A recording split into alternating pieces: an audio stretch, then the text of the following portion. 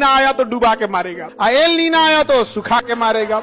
और हम इतने महान देश में हैं कि किसानों को ना ला नीना के बारे में बताया जाता है ना एल नीना के। ये हमारे मौसम विभाग को पता होता है, लेकिन हमारा कोढ़िया डिपार्टमेंट अखबार में निकाल देता है। फसल को किसान औलाद की तरह मानता है। बस ये 3 काम कर दिए किसान सही, बाकी किसान तो इतना खुददार है कि 5 किलो भात वापस कर देगा। और एल नीनो ला नीनो की व्यवस्था अगर गवर्नमेंट नहीं करेगी ना तो हम खुदे कर देंगे। इतना हर चीज मौसम पे डिपेंड है। अभी जैसे किसान देखिए, धान के खेत में ठीक है अगर बारिश रुक जाए तब, और नहीं तो सोच रहा देर हो गया तो डूब गया, सड़ जाएगा धान। अगर पूरा डूब गया तब तो कहानी खत्म, सड़ जाएगा। अब किसान कहां जाएगा? बर्बाद हो जाएगा।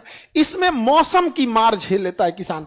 ये है आपका प्रशांत महासागर और ये है आपका पेरू। क्या है? पेरू। यहां हम्बोल्ट की जलधारा है, यहां से एक गर्म जलधारा उत्पन्न होती है। कौन सी जलधारा? गर्म। नाम है उसका एल नीनो। क्या है?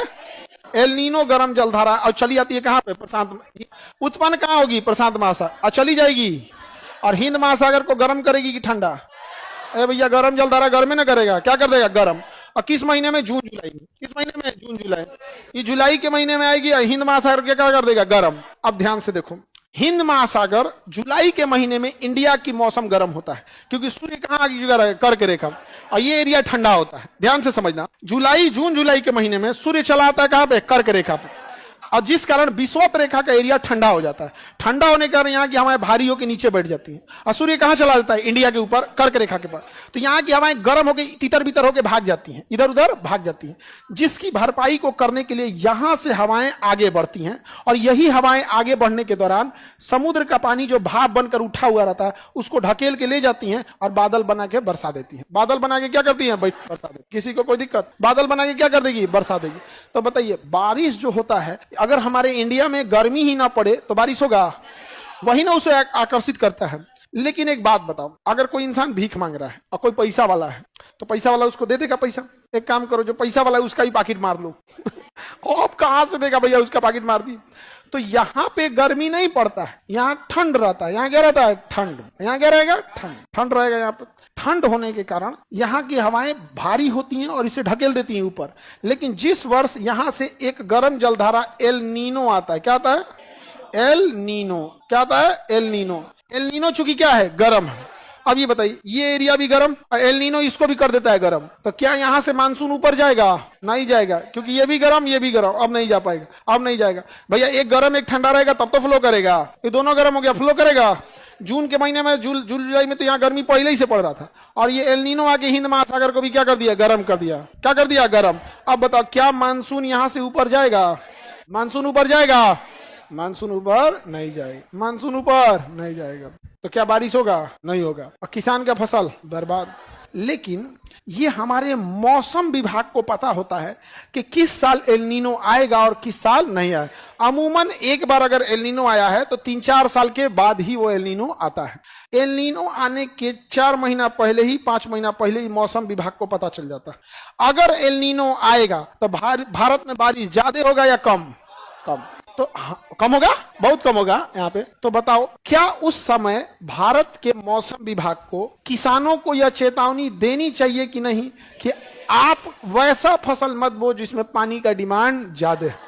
लेकिन हमारा कोढ़िया डिपार्टमेंट अखबार में निकाल देता है। अखबार में निकाल देता है कि एल नीनो आने वाला है। किसान को कुछ बुझाइए नहीं रहा। हाँ आई तो एल नीनो ना यार, आई तो चल जीतो हो गया, कुछ बुझाइए नहीं रहा एल नीनो क्या है। किसान को क्या ही समझ में आ रहा है, और किसान क्या हो रहा है? बर्बाद हो रहा है। किसान क्या हो रहा है? बर्बाद हो रहा है। हो गया, काम खत्म। तो ये तो गवर्नमेंट की जिम्मेदारी है कि हम लोग अपने छत पे डॉपलर रडार लगाए और हम लोग मौसम पता करें प्रशांत महासागर में जाके। हम लोग से तो हो नहीं सकता है।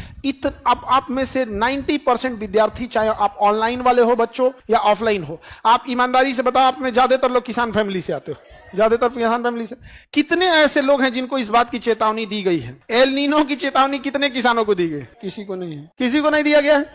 अब बताओ, फसल बर्बाद हो गया। वो बो दिया धान, मान के चलो किसान बो दिया धान, और इधर हो गया एल नीनो, होगा तो धान चौपट। तो लोग कहेंगे अच्छा किसान क्या होता ना, कहता है बड़ी अफसोस लग रहा है धान को देख के, पानी बिना एकदम सूख रहा है, पीला हो जाता है, एकदम पीला हो जाता है। वो किसान उसको अपनी औलाद की तरह पाला है, फसल को किसान औलाद की तरह मानता है। अब वो क्या कर रहा है? अफसोस लग रहा है, क्या हो गया है, एकदम पीला पड़ गया, क्योंकि खराब हो गया फसल उसकी। जिस वर्ष मान के चलिए एल नीनो आने वाला है, उस समय बता दो धान की जगह कुछ ऐसी फसल बो, या फिर धान के अगर बोएगा भी तो प्रॉपर पानी की व्यवस्था रखेगा कि नहीं रखेगा? लेकिन रखता ही नहीं है। हाँ, बारिश के समय बारिश आधा कर देगा, मतलब ऐसा नहीं कि सूखा कर देगा, जितना बारिश होना चाहिए उसका आधा कर देगा। तो इस बार ऐसा हुआ था, जो बबनी सही करिए कि इस बार मिड जुलाई तक ऐसा लगा था कि बारिश नहीं होगा। बहुत सारे गांव में धान उन कमने नल का पानी भाग गया था, यहाँ भाग गया, उसके बाद ढकेल दिया बारिश। बहुत सारा किसान धान नहीं रोपा था, ये डरे कि कहीं बारिश ना हो, पूरा भर दिया, पानी भर दिया। ये काम किसका है? एक किसान का तो नहीं है, ये काम मौसम विभाग गवर्नमेंट का है। लेकिन किसान के पास ना, किसानों को मार दिया है एकदम। यहाँ पे नीना के बारे में बताया जाता है ना, एल नीना के। भैया हम ज्योग्राफी के टीचर हैं, हम तो यही बता सकते हैं ना कि इसका हम ये कहां से बता देंगे कि आने वाला है कि नहीं आने वाला है। ये तो मौसम विभाग बताए अपना, डापलर रडार यहाँ पे भारत सरकार पेरू सरकार से टाई अप करे, मौसम विभाग से बताए कि हाँ वहां से चल दिया है। बीच में भारत सरकार का काम है ऑस्ट्रेलिया, क्योंकि बुलेट ट्रेन की रफ्तार से नहीं आते हैं सब, यहाँ पैदा होता है जनवरी में और आते आते उसको जुलाई हो जाता है। तो फिर यहाँ बीच में न्यूजीलैंड से संपर्क रखे कि वो बताए कि हाँ यहाँ से गया है कि नहीं, फिर ऑस्ट्रेलिया से, फिर इंडोनेशिया से क्या हुआ बताए। यहाँ पे हम लोग ऑस्ट्रेलिया को फोन करेंगे, प्रधानमंत्री एल नीनो का क्या अपडेट है, फोन रख क्या बोलेगा यहाँ पे, हम लोग को फोन इंटरटेन करेगा। नेता को इंटरटेन करते हैं सब, इसका एक चैन। और जब हाल है बताओ, किसान बेचारा मर रहा है। हकीकत में किसानों को यदि उसके मौसम का मार न झेलना पड़े, कीट पतंग और ये जो उसके खा जाते हैं कीड़ा, इसका मार न झेलना पड़े इसका, और उसकी फसल सड़े नहीं, जैसे कोल्ड स्टोर अगर रहेगा तो उसकी फसल नहीं सड़ेगी।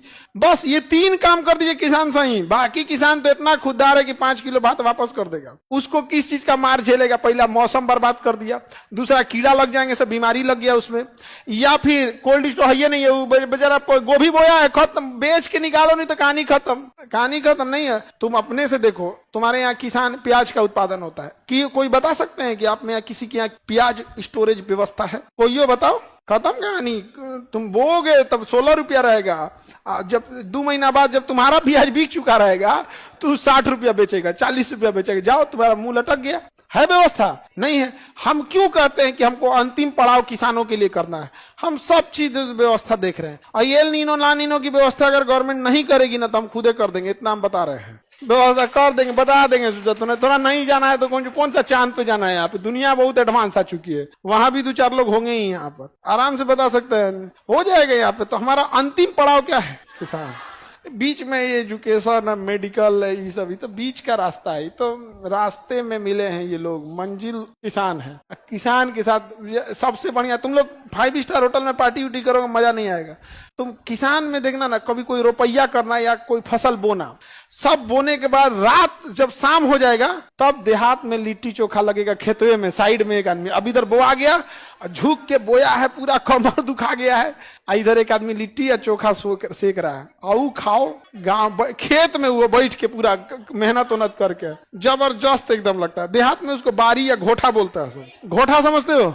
गाय भैंस देखते हैं, बथान उथान जहां बांध दिया जाता है, या बारी उरी बोलते हैं उसको, पेड़ वगैरह रहता है। तो ये सब चीजें डायरेक्ट इंडियन एग्रीकल्चर को क्या करता है? हिट डालता है। यूपीएससी में क्वेश्चन पूछा था, जलधाराएं अर्थव्यवस्था को कैसे प्रभावित करती है? लो भैया, प्रभावित कर देगी कि नहीं? इंडिया में 56% लोग खेती में लगे हैं, 56% है प्राइमरी सेक्टर में लोग लगे हैं। नाश देगा कि नहीं? सूखा आया तो भी नाशेगा, भिगा दिया तो भी नाशेगा। अच्छा, यही याद कीजिए, हम आपको पढ़ाए थे अर्थव्यवस्था को कैसे प्रभावित करती है। नॉर्वे की जलधारा रूस के मुर्मस्क बंदरगाह को जमने